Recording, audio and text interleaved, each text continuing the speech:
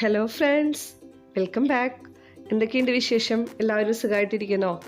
ഇന്ന് ഞാനൊരു സ്പെഷ്യൽ റെസിപ്പിയുമായിട്ടാണ് കേട്ടോ വന്നിരിക്കുന്നത്.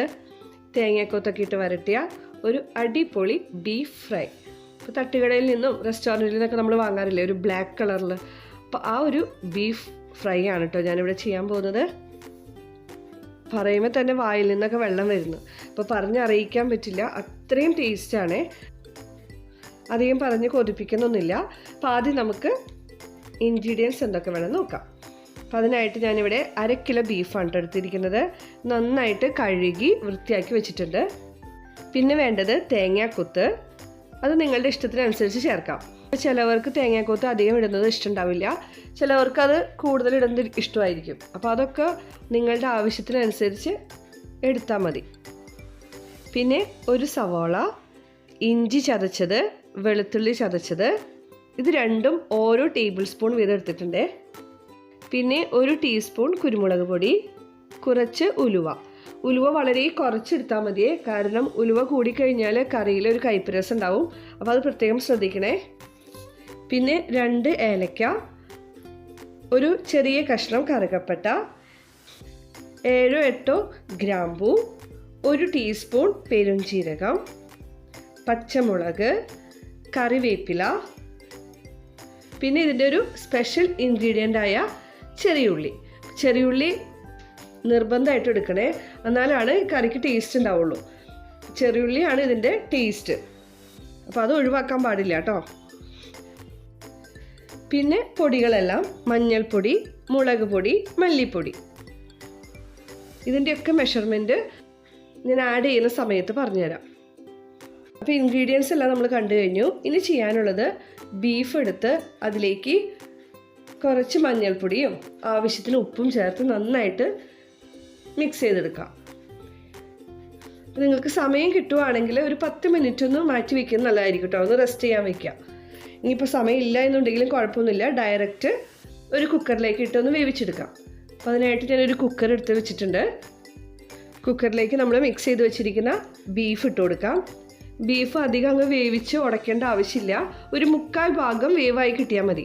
ബാക്കി നമ്മൾ ചെറിയ ഉള്ളിയിലൊക്കെ ഇട്ടൊന്ന് വേവിച്ചെടുക്കണം. അപ്പോൾ 1/4 ഭാഗം വേവായി കഴിയുമ്പോൾ ഓഫ് ചെയ്ത് വെക്കാം. ഞാനിവിടെ ആദ്യം 3 വിസിലടിച്ച് നോക്കുകയാണേ. 3 വിസിൽ കഴിഞ്ഞിട്ട് 1/4 ഭാഗത്തോളം ബീഫ് വെന്തിട്ടില്ല എന്നുണ്ടെങ്കിൽ രണ്ടാമത് വെച്ചാൽ മതി. ഇതിലേക്ക് ഞാൻ വേറെ ഒന്നും ചേർത്തിട്ടില്ല, ആകെ മഞ്ഞൾപ്പൊടിയും ആവശ്യത്തിന് ഉപ്പ് മാത്രമേ ചേർത്തിട്ടുള്ളൂ. വെള്ളം പോലും ഞാൻ ഒഴിച്ചു കൊടുത്തിട്ടില്ല, കാരണം വെള്ളം ഒഴിക്കേണ്ട ആവശ്യമില്ല. ബീഫ് വേവാനുള്ള വെള്ളം അതിൽ നിന്ന് തന്നെ ഇറങ്ങിക്കോളും. തന്നെയല്ല, നമ്മളിത് കറി ഒത്തിരി അങ്ങ് ഗ്രേവിയോട് കൂടി അല്ലല്ലോ എടുക്കുന്നത്, ഡ്രൈ ആയിട്ടല്ലേ എടുക്കുന്നത്. അപ്പോൾ അത് കാരണം വെള്ളത്തിൻ്റെ ആവശ്യമില്ല കേട്ടോ. ഇപ്പോൾ 3 വിസിൽ വന്ന് കഴിഞ്ഞിട്ടുണ്ട്. അപ്പോൾ ഞാൻ കുക്കർ അങ്ങോട്ട് മാറ്റി വെച്ചിട്ടുണ്ട്. അതിൻ്റെ പ്രഷർ ഒന്ന് പോകുന്നത് വരെ വെയിറ്റ് ചെയ്യാം. ഇനി നമുക്കൊരു പാൻ എടുത്തിട്ട് അതിലേക്ക് 2 ടേബിൾ സ്പൂൺ വെളിച്ചെണ്ണ ഒഴിച്ചു കൊടുക്കാം. അപ്പം ഞാൻ ഇൻഗ്രീഡിയൻസ് പറഞ്ഞപ്പോൾ കോക്കനട്ട് ഓയിൽ പറഞ്ഞില്ല കേട്ടോ, അപ്പോൾ അതൊന്ന് ശ്രദ്ധിച്ചേക്കണേ. കോക്കനട്ട് ഓയിലാണ് ഇതിൻ്റെ ടേസ്റ്റ്. നമ്മൾ ഏത് നാടൻ കറി ഉണ്ടാക്കുമ്പോഴായാലും കോക്കനട്ട് ഓയിൽ യൂസ് ചെയ്യുകയാണെങ്കിൽ ഒരു പ്രത്യേക ടേസ്റ്റാണ്. അതുകൊണ്ട് ഞാൻ വേറൊരു ഓയിൽ ഞാൻ പറയില്ല, കോക്കനട്ട് ഓയിൽ തന്നെയാണ് നല്ലത്. ഇപ്പോൾ ഓയിൽ നന്നായിട്ട് ചൂടായിട്ട് വന്നിട്ടുണ്ട്. ഇനി ഇതിലേക്ക് ആദ്യം ഉലുവ ഇട്ട് കൊടുക്കാം. അതിനുശേഷം 2 ഏലക്ക, ഗ്രാമ്പൂ, പെരുംജീരകം, പിന്നെ ഞാൻ കറുകപ്പട്ട ചെറുതായിട്ട് ഇതുപോലെ പീസുകളാക്കി ഇട്ട് കൊടുക്കുന്നുണ്ട്. അതൊന്ന് ചൂടായി കിട്ടിയാൽ മതി. ചൂടായിട്ട് വരുമ്പോൾ നമ്മൾ എടുത്തു വെച്ചിരിക്കുന്ന പച്ചമുളക്, കറിവേപ്പില, ഇഞ്ചി, വെളുത്തുള്ളി, സവാള, ചെറിയുള്ളി, ഇവയെല്ലാം ചേർത്ത് നല്ലതുപോലെ മിക്സ് ചെയ്തെടുക്കണം. ഇപ്പോൾ തേങ്ങാക്കൊത്തും കൂടി ഞാൻ ഈ സമയത്ത് ഇട്ട് കൊടുക്കുന്നുണ്ട്. എല്ലാം ഒന്ന് മിക്സ് ചെയ്തെടുത്താൽ മതി, അതങ്ങനെ മൂത്ത് വരേണ്ട ആവശ്യമൊന്നുമില്ല. ഉള്ളിയായാലും സവാള ആയാലും മൂത്ത് വരേണ്ട ആവശ്യമില്ല കേട്ടോ. കുക്കറിൻ്റെ പ്രഷർ നന്നായിട്ട് പോയിട്ടുണ്ട്. അപ്പോൾ അതൊന്ന് ഓപ്പൺ ചെയ്ത് നോക്കാം. നന്നായിട്ട് വെന്തിട്ടുണ്ട് കേട്ടോ ബീഫ്, 1/4 ഭാഗത്തോളം വേവായിട്ടുണ്ട്. അപ്പോൾ എനിക്കിവിടെ 3 വിസിലേ വേണ്ടി വന്നുള്ളൂ. അപ്പോൾ ഇനി ഈ ബീഫ് നമുക്കിതിലേക്കിട്ട് മിക്സ് ചെയ്തെടുക്കാം. ചെറിയുള്ളി കിടന്ന് വേവുമ്പോഴാണ് ആ ബീഫിന് ടേസ്റ്റ് ഉണ്ടാവുള്ളൂ. അതുകൊണ്ടാണ് ഞാനിത് അധികം മൂപ്പിച്ചെടുക്കണ്ടെന്ന് പറഞ്ഞത്. സാധാരണ നമ്മളിങ്ങനെ പച്ച സവോളയിൽ ആഡ് ചെയ്യാറില്ലല്ലോ, പക്ഷേ പച്ച സവോളയും ചെറിയുള്ളിയും കൂടി മിക്സ് ചെയ്ത് അതിൽ കിടന്ന് ബീഫ് വേവുമ്പോൾ ഒരു പ്രത്യേക ടേസ്റ്റ് ഉണ്ട് കേട്ടോ. അപ്പോൾ അതൊന്ന് ട്രൈ ചെയ്ത് നോക്കിക്കോടെ. നമ്മൾ ബീഫിലേക്ക് ഒട്ടും വെള്ളം ചേർത്തിട്ടുണ്ടായിരുന്നില്ല, പക്ഷെ കണ്ടോ അത്യാവശ്യത്തിന് വെള്ളമുണ്ട്. അതുകൊണ്ടാണ് ഞാൻ പറഞ്ഞത് വെള്ളം ഒട്ടും ചേർക്കണ്ടെന്ന്. ഈ സമയത്ത് ഞാൻ കുറച്ച് കുരുമുളക് പൊടി ഇട്ട് കൊടുക്കുന്നുണ്ട്. 1 ടീസ്പൂൺ കുരുമുളക് പൊടി നമ്മൾ എടുത്തിട്ടുണ്ട്, അതിൻ്റെ പകുതി ഞാനിപ്പോൾ ഇട്ട് കൊടുക്കുന്നുണ്ട്. പകുതി നമുക്ക് ലാസ്റ്റ് ചേർക്കാം. നമ്മുടെ നാട്ടിലൊക്കെ കിട്ടുന്ന ബീഫാണെങ്കിൽ ഇതുപോലെ ട്രൈ ചെയ്യുകയാണെങ്കിൽ നല്ല അടിപൊളിയായിരിക്കും കേട്ടോ. ഇവിടെ കിട്ടുന്ന ബീഫ് എന്ന് പറയുന്നത് നാട്ടിലെ ബീഫിൻ്റെ അത് ടേസ്റ്റ് ഒന്നും ഉണ്ടാവില്ല. എങ്കിലും നിങ്ങൾ ഇതുപോലെ വെക്കുകയാണെങ്കിൽ നാട്ടിലെ ബീഫ് കറിയുടെ ആ ഒരു ടേസ്റ്റ് നിങ്ങൾക്ക് കിട്ടും. വെള്ളം നന്നായിട്ട് വറ്റിയതിന് ശേഷം പൗഡറുകൾ ആഡ് ചെയ്താൽ മതി. ഞാനിവിടെ കുറച്ച് തേങ്ങാക്കൊത്ത് കൂടുതൽ എടുത്തിട്ടുണ്ട് കേട്ടോ.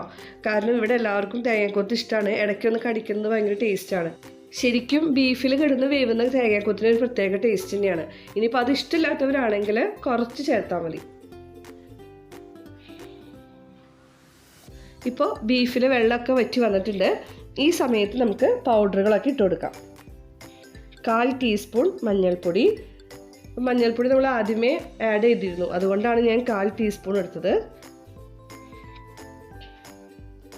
1 teaspoon Kashmiri chilli powder. Kashmiri chilli പൗഡറിന് പകരമായിട്ട് നിങ്ങൾക്ക് വേണമെങ്കിൽ എരിവുള്ള ചില്ലി പൗഡർ യൂസ് ചെയ്യാം. അപ്പം അങ്ങനെ ചെയ്യുകയാണെങ്കിൽ 1 ടേബിൾ സ്പൂണിൻ്റെ ആവശ്യമില്ല. എങ്കിലും നിങ്ങളുടെ സ്പൈസ് ലെവൽ അനുസരിച്ച് ചേർത്ത് കൊടുക്കാം. പിന്നെ 1/2 ടീസ്പൂൺ മല്ലിപ്പൊടി. മസാലപ്പൊടി ഞാൻ ഇട്ട് കൊടുക്കുന്നില്ല കേട്ടോ, കാരണം ഓൾറെഡി നമ്മൾ ആദ്യമേ മസാലകളൊക്കെ ആഡ് ചെയ്തിരുന്നു.